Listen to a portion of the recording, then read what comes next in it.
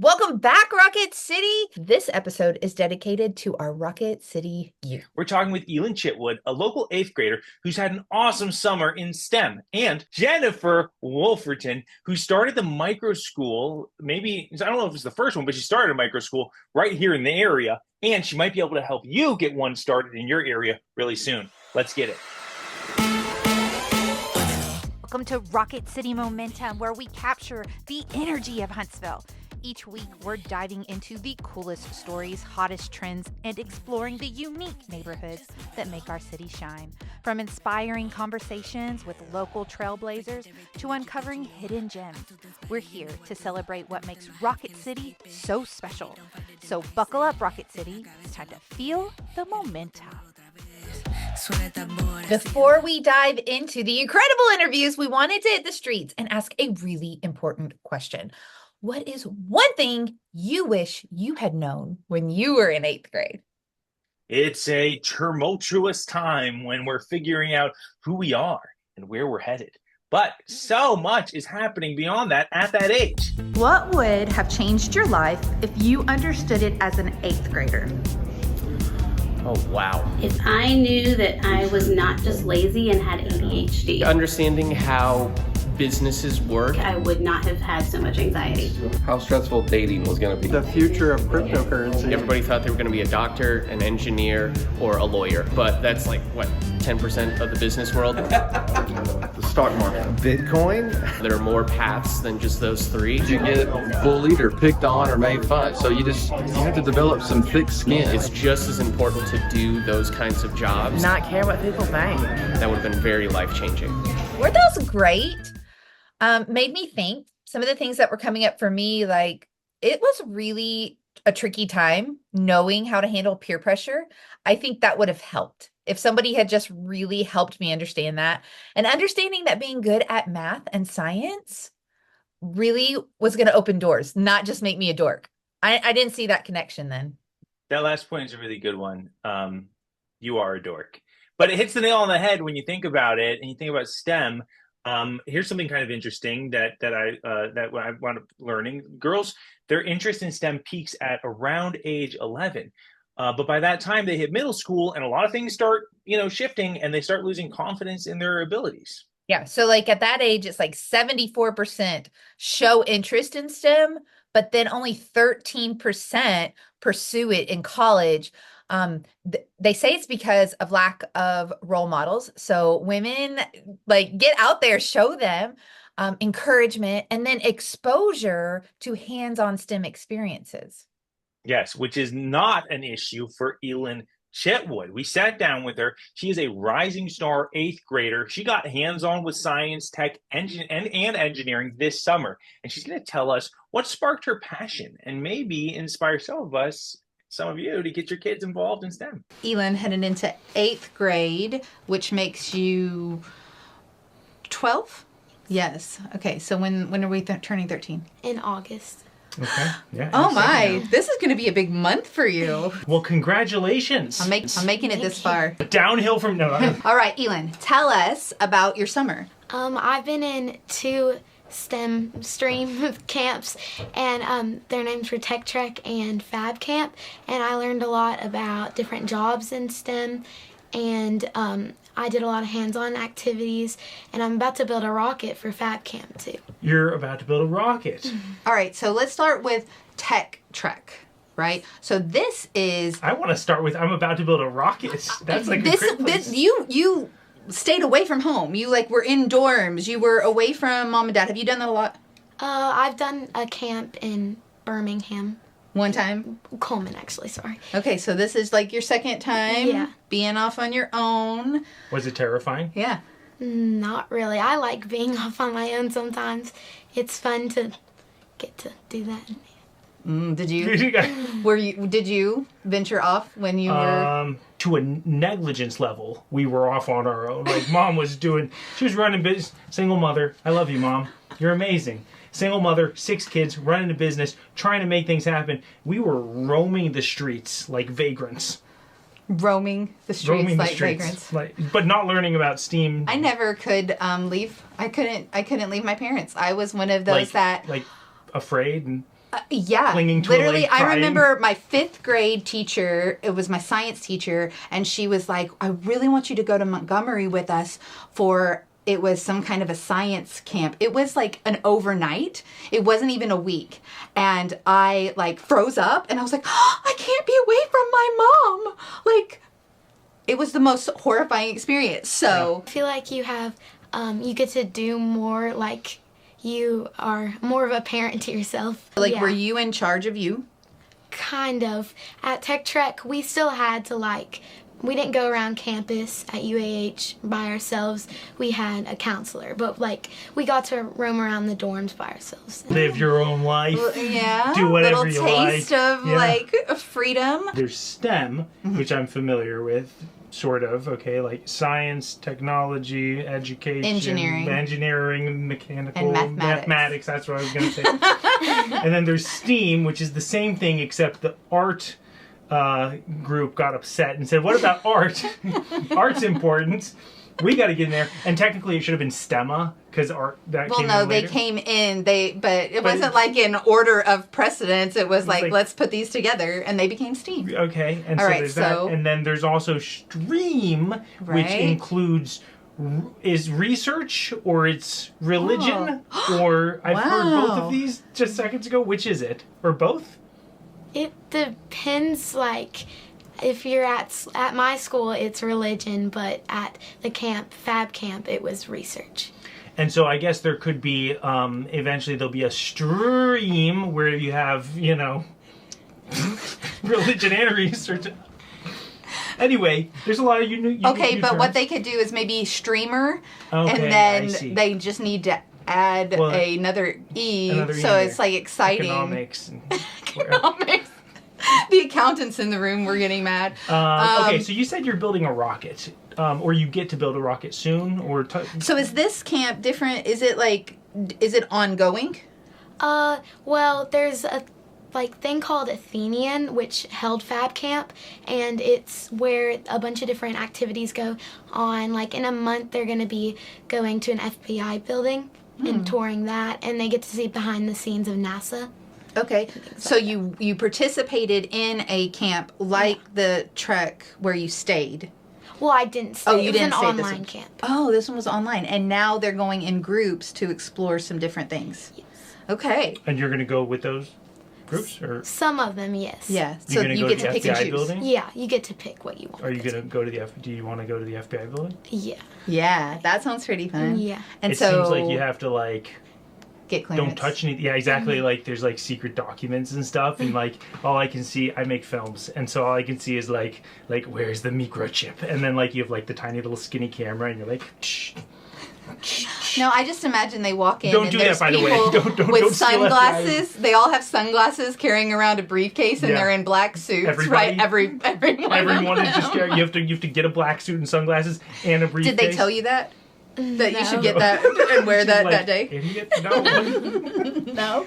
All right. So, what was the most eye-opening part of the camps?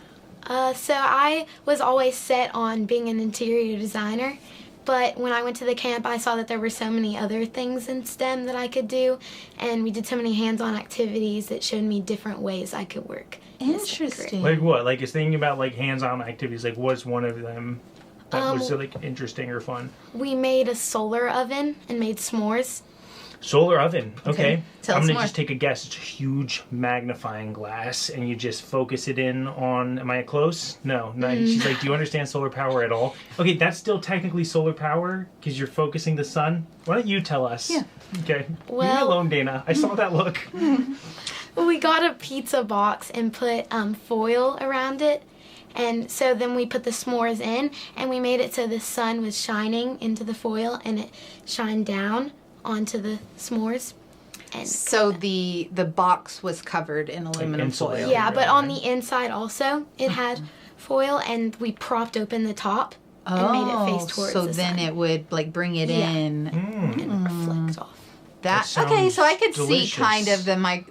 the magnifying Yeah, glass kind being of. in there. Okay, you see I what could I'm see it saying? a little bit You because that use is the not where I magnifying- was going with you it use at the- all. She's like, first you get solar panels and you've got to wire them into the. Calm down, Dana. There's a lot of ways to use. One solar time I power. built a potato battery, and that is Did the you? extent. Yes. Did it work? Yeah, I did actually. I I've won never that made a science fair. potato. Do you think? Okay, so interior design. What was it about interior design that interested you before? I always liked like decorating my room and changing things around the house. And so you're like, hey, I could make this a career. And then you're like, wait, so is this like a total shift? Like you're like, no, I think I will do more STEM stuff. I'm gonna explore this more. Yeah, I want to explore it more, but also I still really like interior design too. Okay, so what if you can marry the two? What would that look like? I like maybe architecture. Oh, Yeah. like some 3D modeling? Yeah. Well, you could also. I mean, like, there's no right answer. That's the Yeah. crazy thing. This is the thing that, like, for the longest time I didn't really see. But this is my perception of it. There's no right answer. There's no wrong answer. You could literally have one thing where you do interior design, either for money or for fun or whatever, or for both. And you could have another thing where you're in this other thing where you're building rockets or making solar panels or whatever you're doing. You could have multiple things, or you could bring them together and make the most beautiful solar panels that anyone has ever seen that work with this or with that, or customize them to people's homes, or I don't know. Okay. I mean, you never know. She's giving me this look I'm again. just like, what are you talking I'm about? just saying you don't have to be like the way I see it is like, because like my It's not a choose. It's not a choose. A It's not a choice. choose. It's not a choose. It was You're a me. It was choose. me. Yeah. I was the first one. It's not. You don't have to choose just one. That's what I'm saying. Explore all and of your interests. It doesn't also have to be like a choose just one and that's it forever either. It could be like a thing that you go towards, and just like you said before, you were like into interior design, and then like you've like tasted some of these other ideas, and now it's kind of like, okay, well this is also interesting. So who knows? Like you sample the smorgasbord and see what like percolates up. I remember when my daughter was going into 7th grade, and they were asking her to pick a track in school, and she was just absolutely crumbling and crying, and she's like, I have no idea, like literally so stressed out about this decision that she was gonna have to make for the rest of her life. And I told her, relax. Yeah. You're in 7th grade. Yeah, but it feels like that. It's like, what do you want to be when you grow up? Like, I know, it did feel like what that do to I her. want to be when I like? That's it. I gotta choose. I have to decide now. And then like, what if I don't like it? What if I change my mind? Well, it's too late. You got it here. You chose. Yep, you said it right there in That's it. 7th You're grade. done. That's your choice. So So okay, so back to the overnight camp. What were you nervous at all? I was kind of nervous because UAH is a big place, and I thought we were going to be like having to go to our classes by ourselves. Right. But it wasn't actually as scary as I thought it might be. Did you know anyone else that was going with you? Yes, 2 of my other friends from school went. So did y'all room together? We couldn't. They made sure that we weren't with people we knew. Okay. So that we had to like meet new people. So did you make new friends? Yes. All right. Did y'all like exchange numbers? Are they now like you're keeping in touch? Yeah. All the things? That's so awesome. Yeah, like that's another really good reason why you should not be paralyzed and not be able to do things away from your parents. I can't be away from my mom. Like, That's right. For anyone out there who may or may not have experienced this, I could just see little Dana like, no, Mom, yeah, no, I can't. I was literally on her leg, you know, Just don't take me. get right off. Rockets? Can we talk about rockets? Yeah, let's talk about rockets. Okay, so talk about rockets. What's going on? well, for Fab Camp, For fabrication, right? Or- I don't no know what idea. it stands for. I well, think it's it's either just fabulous or it's fabrication. I'm gonna go with fabulous. I bet it's not fabrication. Say frab- I bet it's not fabrication because gotta be. what is the camp about? It's about STEM, and we learned all week about different jobs in STEM, and we had like videos with people, Zooms with other people, and they explained to us what they did in their job. Okay. So how long did you spend on Zoom every day?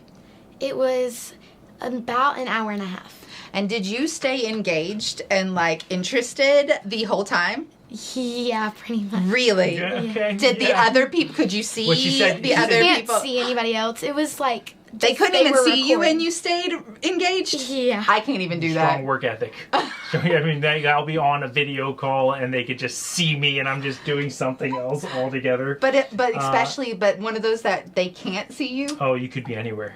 Yeah. There's no telling. Okay, so an hour and a half, and you would sit there and you would be engaged. And did you get to ask questions?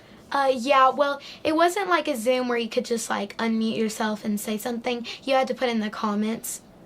Do you love that she knows what a Zoom is? I do. I actually have a few words that I wanted to get clarity on, but we can do that towards the Go end. ahead. Let's get Are clarity. you familiar with the term? I think is it skibbity or shibbity? Skibbity. Do you know what this Yes. means? Skibbity, What is Ohio.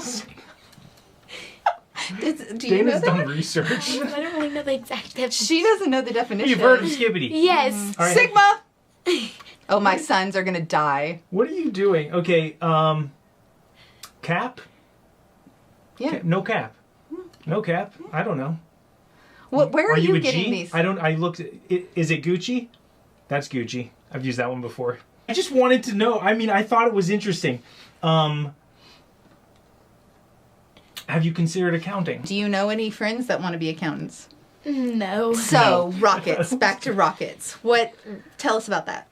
Well, we had to buy like a kit for it and an engine, and then they made like videos, videos on how to build them, and I'm gonna go back through and make the rocket with those videos. Is your rocket explosive?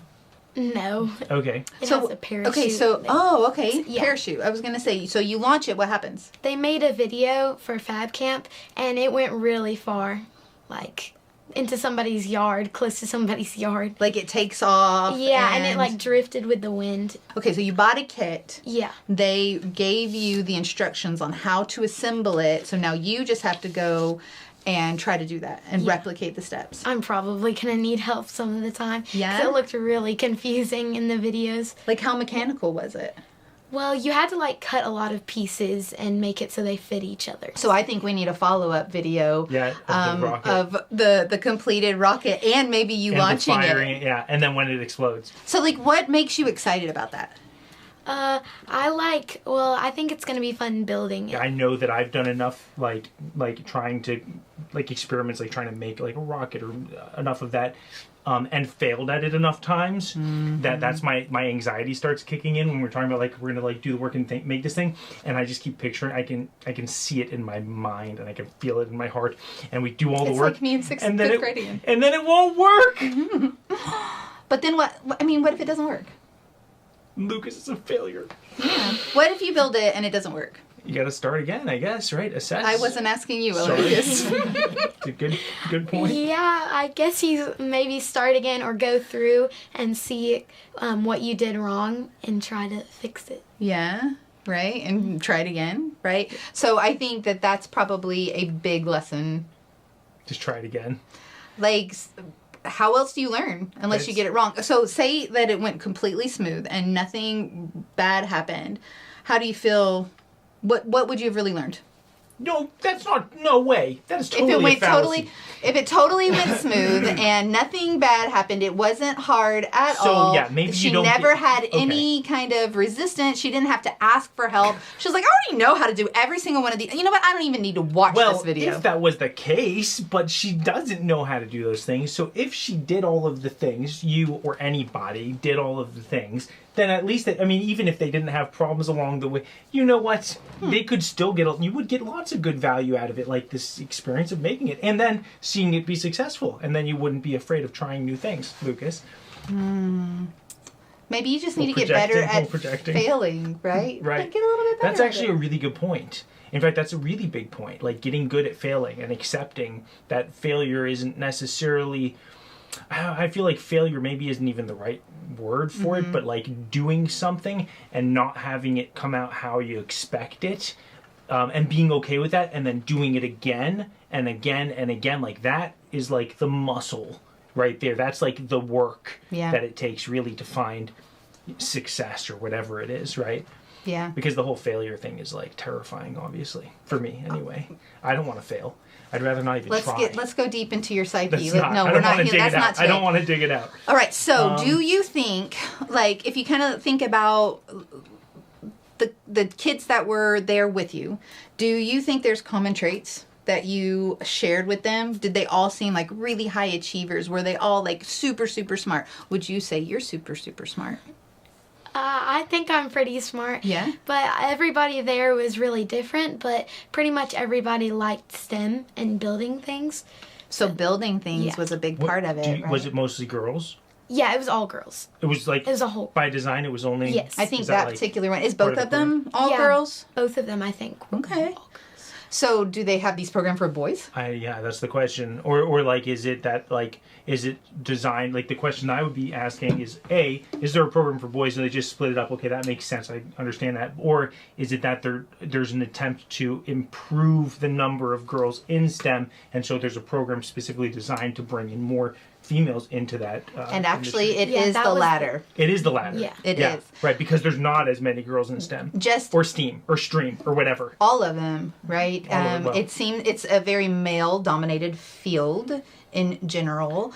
And we would probably need more stats on why. Right? But in general, we've got like this whole patriarchy that's been in place for 1,000 years or 10,000 years or however long. Right, that we just recently broke free of, where women are now like allowed to vote and women are like allowed to have jobs. Like, this is like...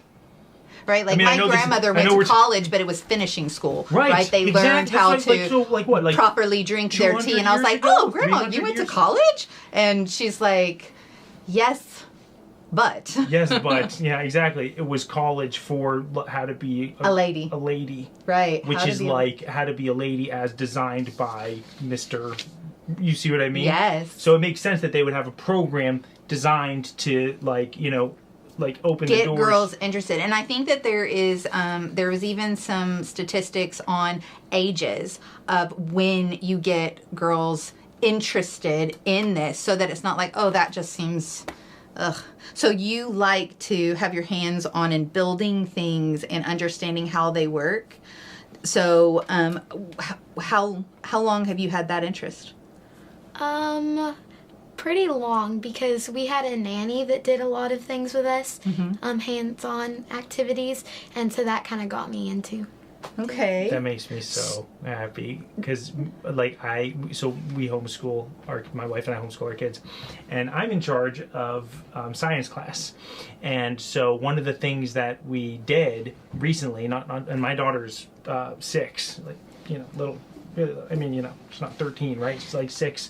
And so, and my son is 8. But I put them in the same class together. Okay. Just because I'm lazy. 6 and 8. It's easy. It's easier for, I don't want to be doing 2 science classes. One science class, we're all doing together. And so we did one where we basically I mean, it wasn't like really complicated. We got like these like kind of like mechanical bug creatures, you know, and it was like, you know, they had like plastic mold shells and a motor. It was like a kit. It was a kit, yeah, and we like put it together, and then it walked around, and we did a couple of those, and she loved it. He loved it too, but like both of them just had a great time, and it was just really exciting and good to. When you say that, you're like, oh, there was someone in my life an interest. that did like those kinds of activities, and suddenly that locks in for me, and I'm like, yes, you what I'm doing matters. Exactly. It may be. We made a look. We made a bug, and it does this, and it's like, okay, big whoop, but it actually leads to something. I think it does. So I find that to be cool. You kind of think back to what, oh, don't cry, you need tissues, sir. You think back, what were those big defining moments for you where you thought, oh, that's really interesting, and somebody was there to say, yes, and you can do this, right? Right. Videos, like you've been doing videos a long time, right? I mean, I was working on video or on set around video stuff since I was a little kid, yeah. All right, so some of the STEM jobs that you learned about, what were some of the most interesting ones? I liked learning about entrepreneurs and iRacing. That was really cool. iRacing. Tell us more about that. What do you remember? It was like online racing, and you had to do a lot of things that you would normally do in like real NASCAR racing. Okay. And I learned one of the big points they made was that it had the exact same rules as NASCAR racing, so it was like in real life, but you didn't actually have to spend as much money on it. So it was like simulation? Yeah, simulation. Did they have like a car, like a cockpit with a ship? My brother built. So my brother's in tech. He does like IT and stuff, but he does. Okay, so he does IT for a college out in Portland, Oregon, but he's like really big into tech. He loves everything. All the tech. Yeah, really big. And so he ordered the parts and built a car cockpit for virtual like VR racing, for drifting actually. But he used to drift his car. He had a Mustang and he would actually drift it, but it was ruining his back. Like it's such an aggressive turn. Yeah, his spine. He was having problems with his back and cost a fortune in tires. It burns up tires and this is a whole big mess. Interesting. So he went to virtual and he designed the whole thing. And I remember he would FaceTime me and he'd be like in the car and like it would be like he was shifting, like going and like turning and like shifting a car. I'm so confused by this, but can you simulate how your body feels like so when no, I don't know. It didn't have like any like hydraulics or anything like that built into it. It had a clutch. But and was it had it the a shifter. same? It checked his boxes. It checked his boxes for as much as it could without having to actually drift a car, which was destroying his back. So that's so interesting. But it was like you're describing. I mean, like. So she had a job. Like the physics were all real. All of it was accurate. It was awesome.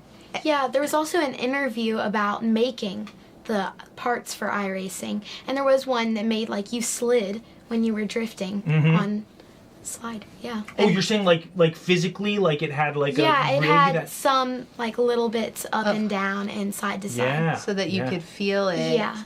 Ooh, that reminds so me of cool. that. Have you seen that NASCAR movie where it was based on real life events, but the boy was, I don't know, PlayStation or something, and they chose like the best players and put them into real race cars, and they were driving, but then they had to go through this whole process of getting their bodies ready for what it actually does in racing. Did you see that? What was the Gran Turismo?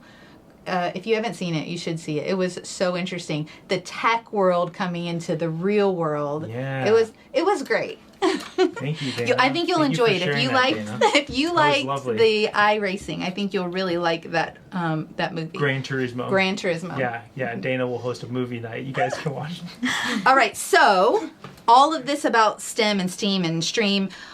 You are also involved in athletics, right? So tell me a little bit about what role does athletics play in your life? Well, I play volleyball, and it's like a really big team sport, so you learn how to work with people a lot and having to deal with people that maybe you don't like, but you still have to work with them and be able to work. You seemed like you were thinking of someone very specific. It was probably you. It's me, like deal with She people was you like, don't like, Lucas. People that make you uncomfortable. Yeah. So okay, do you have a lot of the academics and the STEAM and the STREAM and all those things, and then having time for athletics? Does it ever make you feel overwhelmed? Sometimes when I get out of practice and it's really late and I have a lot of homework, but I somehow get through it. Yeah, like you'll like push through. How do you? Okay, let's look at it. So you somehow get through it. Like, what do you do when you feel like you are having a meltdown? You've got 100 things. There's not enough time to do the things you have to do. What do you do? Well, in class at school, I always try to get as much as I can done. But when I get home, I just say, like, I'm going to get this done and just keep pushing forward to... So do you monitor it yourself, or do you have a lot of reminders from your parents and teachers, like, hey, you've got to get this done, you've got to make sure you pace yourself? Like, how much is in your control and how much is being pushed on you? Well, at school, teachers, like, tell us that, like, well, you have a book report coming up soon, but I do a lot of it at home and get it done. Yes. Yeah. So you know it's coming up. Yeah. And so you figure out ways to work out your schedule to work on it ahead of time? Oh, okay. I got one. This one will get you. Okay. What's your biggest time waster? Ooh. Like, I play No. video. I do. No. I do. I play video games. And I'm bad. I get addicted. I'll be on. Oof. And then my son. Oof. Nathan, when you watch this one day, I'm sorry, man. I gave it to you. It's my fault. So time wasters. What's your time waster? I don't know. She's like, Do you even have time? She doesn't have time to waste. She doesn't have time to waste. Give me a So break. what makes you so driven, Elin? Well, I always want to get good grades and just like, I don't know, I just like getting good grades. Like, do all of your friends, like, is there anybody that you're like, well, and you don't have to name any names, but they're not exactly driven the way you are, like... Well, most of my friends are, but not, I don't feel like as much as I do sometimes. Yeah. But one of my friends did go to Tech Trek with me, and I feel like she's definitely... And so would you guys have conversations?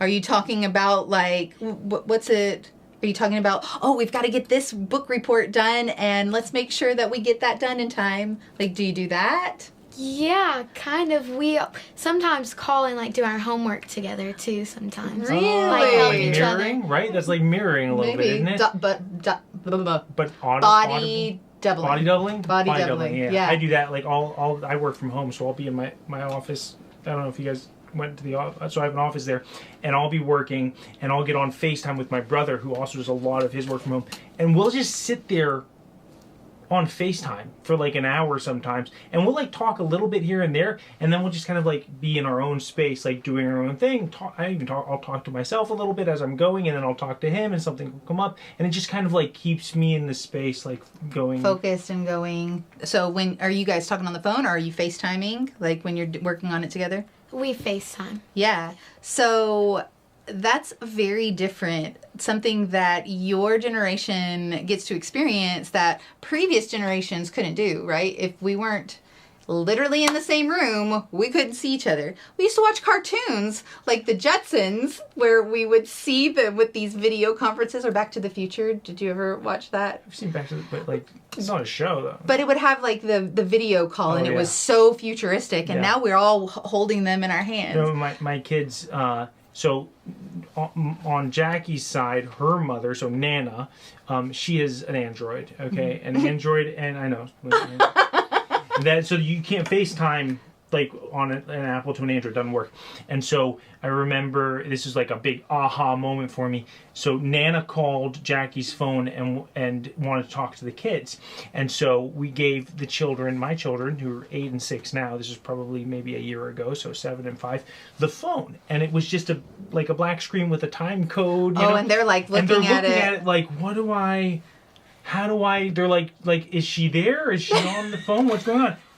And we're like, oh, they're looking for a video. Right. There's no video here. They've only had, we just do video call. Do video. You want to talk to us? Do a video call. It's a video call. You know, like, what is this phone call? What is this? It's amazing. So do you FaceTime with your friends a lot? Yeah. Like, do you call them? Do you call them on the phone, though? Like, you make a phone call to them? Yeah, sometimes. Have you heard of phones? Do you know what a phone is? Yes. Have you ever seen a wired phone? There's like a cable. It's kind of a hazard, honestly. It slows people down.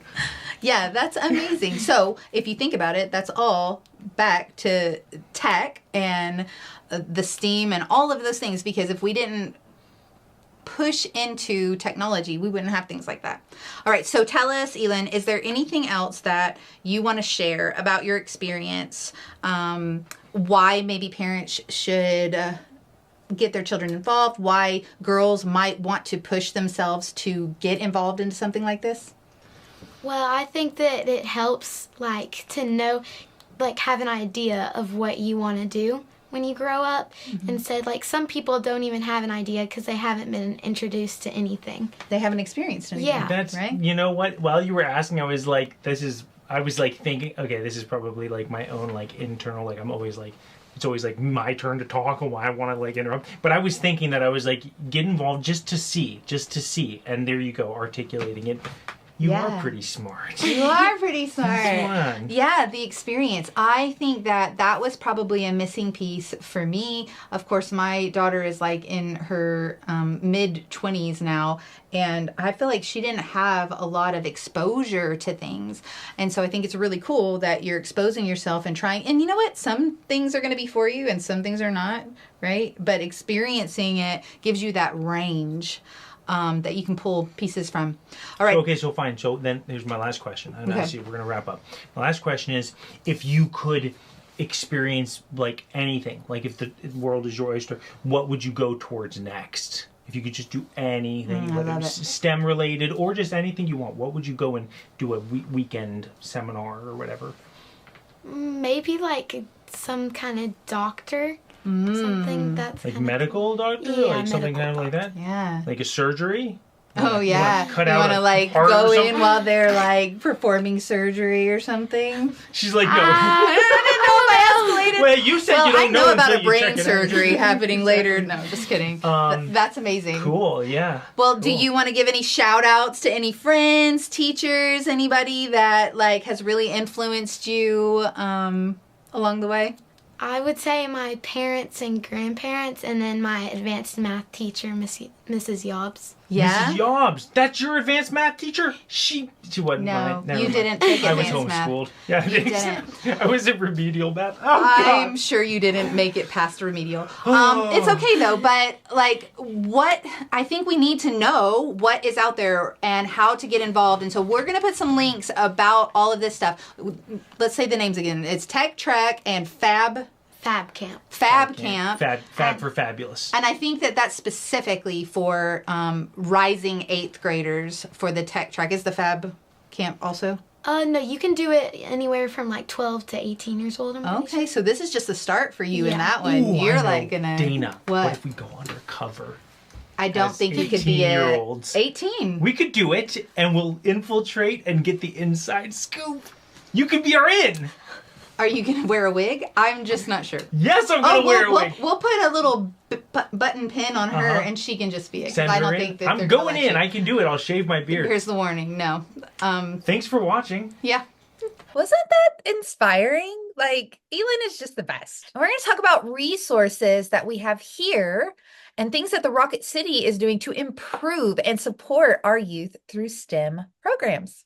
One of the most innovative organizations that we've come across is Mars. Let's see if I can get it right the first time. The Microcollective of AI, Robotics, and the Sciences. Oh, it's not so bad when you just commit. They are redefining what education looks like by blending technology with creativity in a way that is preparing our kids for the future. I learned so much. I had no idea. I'm not in the homeschool world. Like, I am so intrigued to have my kids go to Divergence and check this out. But we sat down with Jennifer Wolverton. She is the visionary founder and the executive director of Mars. And we were talking about what microschooling is and how it's changing the game for students today. So let's dive into our interview with Jennifer. We're trying to revolutionize education. We're trying to make it more technological. We're trying to make it work for kids that education in the traditional sense doesn't work for. So lots of learning difference kids. And we're just really trying to have a lot of fun and do some new things. Microschooling is this really new to Alabama idea that you can have a school that is maybe between 5 and 100 kids big. You might hire your own teacher and bring in someone and hire them totally as a teacher. And what we've done at Mars is we are kind of having them more as a guide. So we like to say we're not so much the sage on the stage, but the guide on the side. And so the kids are really leading the way on their education. And we're just there to make sure they're going in the right direction. And if they go off the path a little bit, we can kind of like, oh, let's go back this way a little bit more. And they're going to go in the right directions. But we find that the kids in particular who really don't like school love this model. Mars is super STEM related. Any micro school that someone creates could be any theme you want it to be. I actually have a background in engineering and homeschooling. And so I have both education background because of the homeschool mom, 13 years that I spent, as well as the engineering background. So I see things in terms of technology all the time in all the classes. So that's just what I do, but there's a lot of micro schools out there that they kind of create them more maybe in a classical mindset. You might have one that's a Christian-based school or Charlotte Mason. So really, it's just a lot of fun that they all kind of come in their own flavor or style or theme. So what I have created is super technological, and we love all the stuff that we're doing with AI, VR, virtual reality. cybersecurity. We're starting off with Python coding this year. In math, we're actually weaving in humanities. So instead of the humanities subjects where we're weaving in the technology, in math, we're weaving in history of mathematicians as we discover who invented zero and how did they talk about math when they were just discussing nothingness and there was nothing called zero. So just smashing all the classes together so you have a core competency alongside a technology in every single subject. As a female engineer, I find a struggle in that I should have to pick, am I a mathy person or am I an artsy person? Because I feel like we all have been equipped with brains that are capable of both. And it's the idea that we go to school in this siloed environment where everything is its own subject that makes you pick a favorite. And we're trying to eliminate that. So everyone can use their whole brain and do all the things and be ready for anything that comes at them in this crazy workforce that's going to be out there that we can't even imagine. So for instance, with AI Writers Guild, when I created this class last year, I was only able to look back about 2 months in research of the technologies, because if I looked back much farther, it would have been outdated. So in schools where they have long 3 to 5 year book contracts, they're not able to get the most up-to-date technological education anymore. There is a slight difference between homeschool co-ops where you go to get together and the moms typically share resources. I might teach math because I'm good at it, and someone else might teach English because they're good at it. And now our kids get the benefit of both, but nobody really pays each other in that education setup. In a micro school, it's a little bit different. That feels like that because everyone's a legal homeschooler and the mom is really the legal teacher. So at the end of the day, me as a guide in the classroom, like I had a student come up to me just last week and say, Miss Jen, is this AI Writers Guild, is it mandatory or can I opt out of it? And I had to tell her, well, you are a homeschooler and your mom is the homeschool teacher. So you're going to have to go and talk to her about that. I would really like you to write a novel this year. So have her call me if you want to. But legally, it is the parent's choice, even though I am being paid to be a teacher. And so in this instance, in a micro school, the parent is definitely more likely to go ahead with, she did tell her daughter, you need to do the AI Writers Guild. But in a co-op, you're a lot more flexible and you're going to do exactly what your parent wants. There's no money being changed hands. But in a micro school, you're kind of relying a little bit on some kind of expertise in the classroom, and it's a little bit different in that way. In your homeschool, your mom probably bought all the resources for you. And in the micro school, there's a lot of resources that I'm buying for them. And we're paying to rent space because we're in it's called Divergence and it's in Huntsville. I highly recommend people that are watching this go check out Divergence. They call it a virtual reality theme park, and you can go in and it feels like it's dark with neon lighting and you feel like you're in a teenage bedroom. It's so cool. But you can play all these virtual reality games. You can get into them, put the headsets on, you're riding on games. We're using that space as our school, and so we're renting it. And most homeschool co-ops, you're going to try and find free space or very, very cheap space, which is why they end up in churches so much. Mars, our mission is to create a model that can be reproduced, and it can stamp itself around Alabama inside the rec centers is our goal. And so we're not sure how that's going to work out yet. It's still a plan and nothing has been enacted yet. But that is our plan, is that we can create spaces once we know what we need in terms of this man has created this amazing space. I have great ideas right in front of me because we're in Divergence. But as we go check out the rec centers, like what do I need to put in those spaces to make it feel like what this man created? And he would also like to bring esports to K-12 kids around Alabama through the rec center. So we're kind of like partnering up our forces between K-12 education and esports and trying to bring real tech to every county in Alabama. And there's about 22 counties in Alabama that they're still really trying hard to get Wi-Fi to. So there's some counties in Alabama that could really use what we're creating. We're kind of excited about that. Esports, people just think it's video gaming, but there's a lot of different ways that you can do esports. And in the K-12 zone, I recommend doing things like Minecraft Education Edition. You can get inside there, and in there you can do esports where it's just competing basically in an electronic environment. And so you can actually use anything you want to make a competition. And so I like to say you could teach kids how to do a little bit of coding inside Minecraft. And the idea is that what is coding really for? It's to do something better, faster, quicker, easier, right? So that I don't have to work as hard. If I want to build a world and I know I'm going to build 10,000 trees, what if I could just create an agent that I said, this is what you're going to do, and I hit go, and it created my 10,000 trees, right? If I don't learn how to do that, I'm going to go and I'm going to click a button 10,000 times. And that's just not as fun as making an agent is.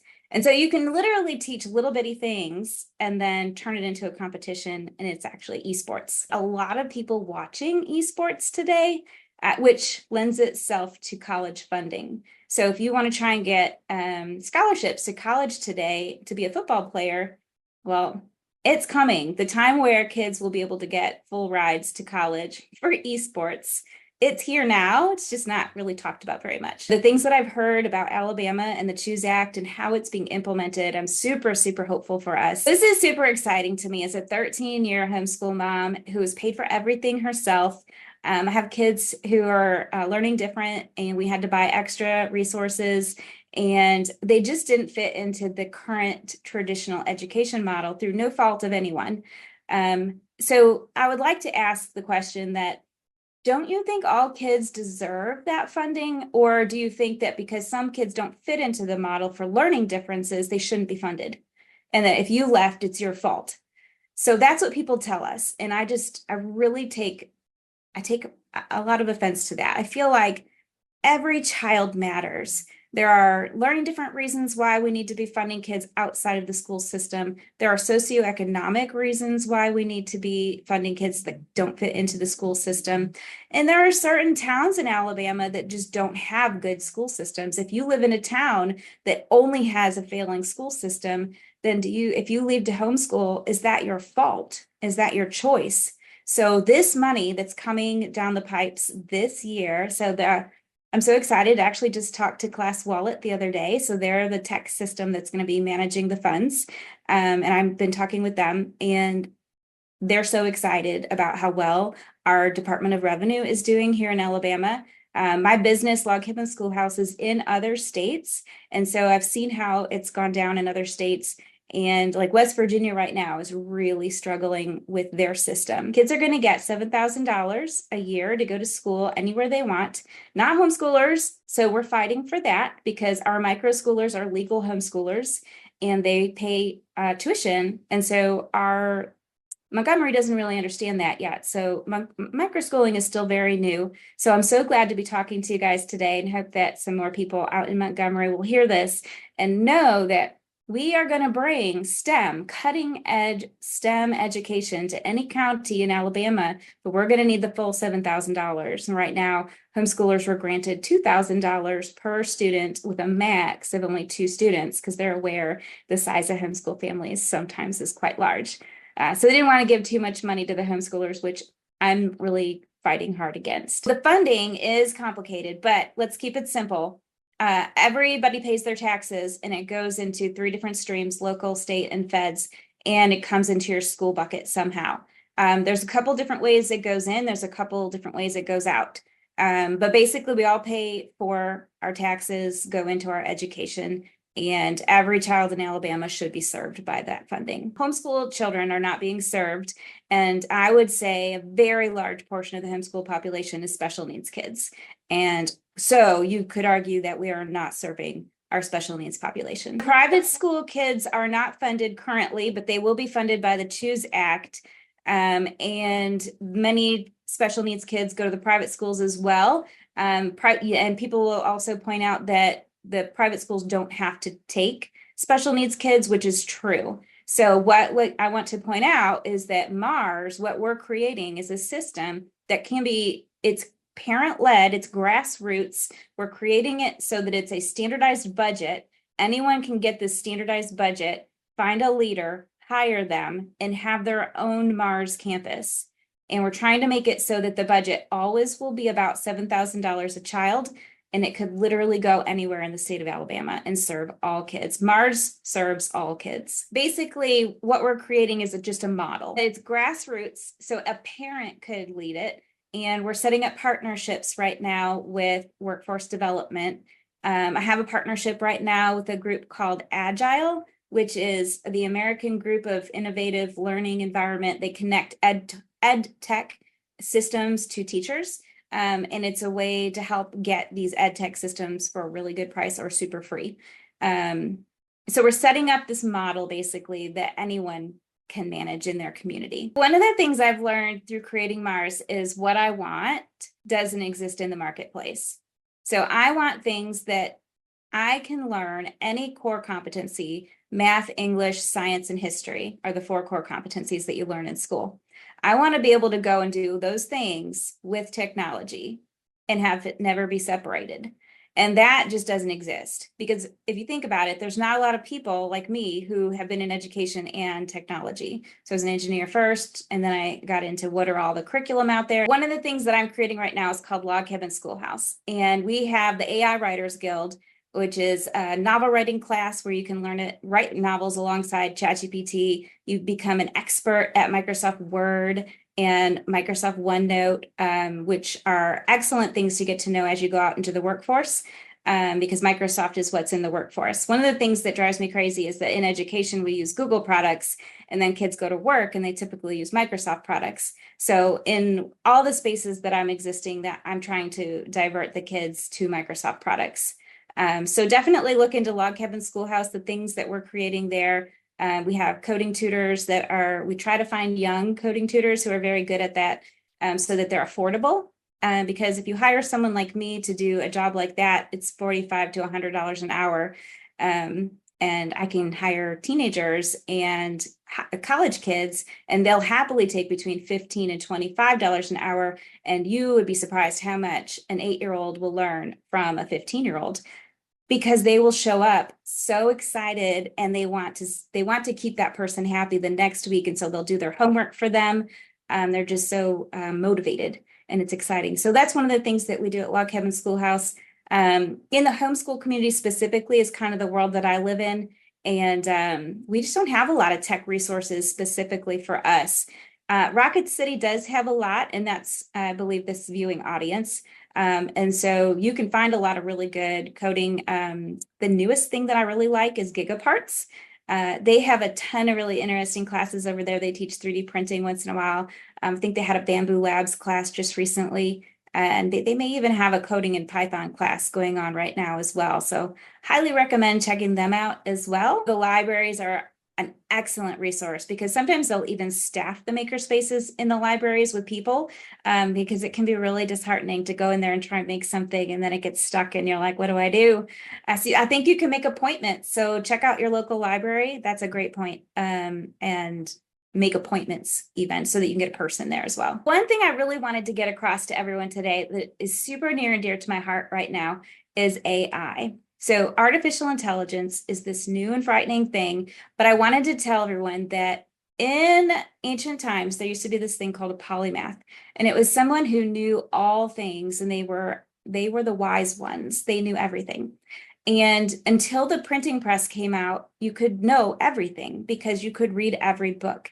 Now, these wise people were so upset when the printing press came out, because they knew they could no longer be the wise people, because they would never be able to read all the books once the printing press was there. And it was true. That was absolutely true. And so my argument to AI is, yes, change is coming. Yes, it's a little scary. The smartest people in the world aren't going to know it yet until we go and learn it. But I would like to point out that we are better off with the printing press.